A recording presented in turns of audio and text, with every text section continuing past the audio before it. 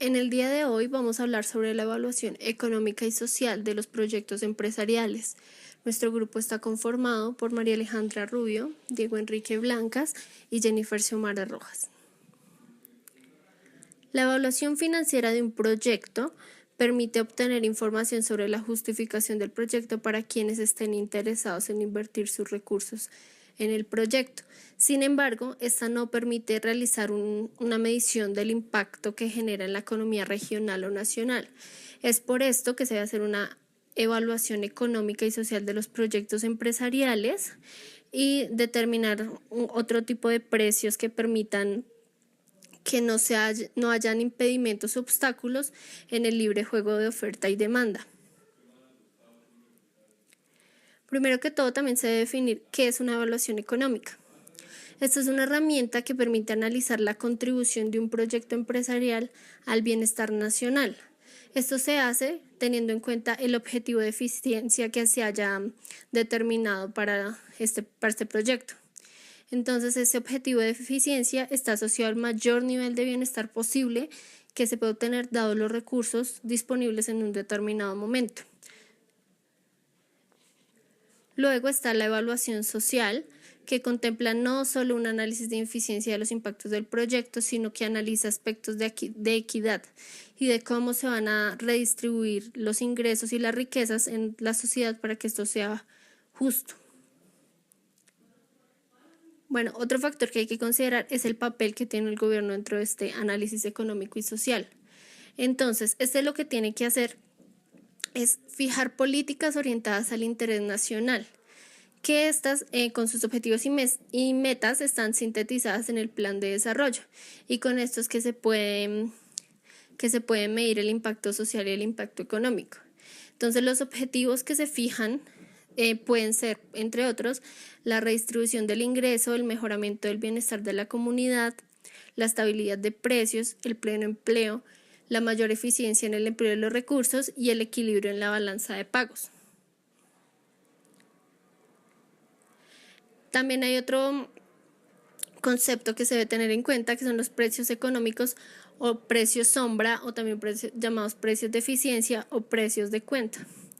Estos lo que hacen es ser unos precios teóricos para utilizar en lugar de los precios del mercado precio financiero, como nombramos anteriormente, para garantizar que no hayan obstáculos en el juego de libre oferta y demanda.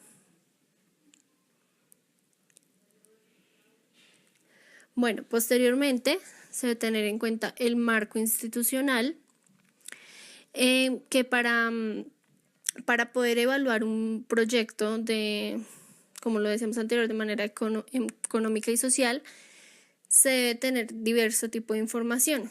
Entonces, primero, debe haber información concreta sobre el proyecto. Luego, información sobre los parámetros nacionales e información sobre los parámetros fácticos. Entonces, dentro de los parámetros nacionales se puede encontrar los parámetros de valor, que también son llamados factores nacionales de ponderación, y ahí se pueden encontrar las tasas de actualización, los factores de distribución regional y qué proporción de los salarios se consume y cuál se ahorra. También podemos encontrar de dónde pueden obtenerse la mano de obra no calificada sin tener que reducir el empleo en otros lugares, precios económicos, o como decíamos anteriormente, los precios sombra, también llamados así.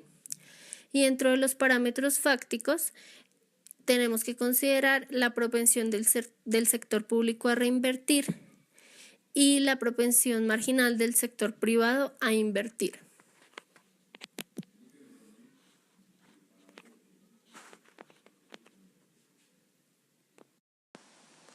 Otro de los puntos a tomar en cuenta es la base económica, en la cual se rigen varios puntos específicos en esta tabla, los cuales son las preferencias del consumidor, la curva de indiferencia, la maximización de la utilidad, la función de utilidad indirecta, la curva de demanda y oferta, elasticidad, entre otras.